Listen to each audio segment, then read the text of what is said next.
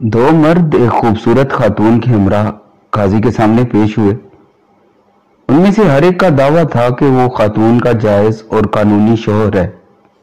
खातून को कोई खास परेशानी ना थी, बल्कि वो इस इंतजार में थी कि ऊंट किस करवट बैठता है। काफी बहस व तमहीज के बाद भी अदालत किसी नतीजे पर ना पहुंच पाई, क्योंकि दोनों तरफ के दलाइल काफी वजनी थे। बिल आखिर काजी ने फैसला सादिर फरमाया कि अभी और इसी वक्त दोनों मर्द खातून को तलाक दे दें। जैसे ही खातून को दो तरफा कैद से रिहाई मिली, काजी ने तमाम शरई तकाजों को रोनते हुए खातून को अपने अक्द में ले लिया।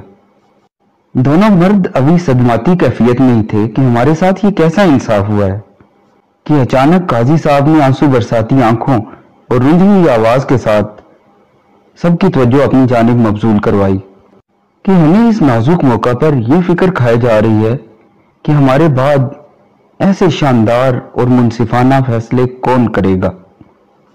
दोनों मर्द जुबानी हाल से कह रहे थे, राहजनों से तो मैं बच निकला था, अब मुझे राहबरों ने घेरा है।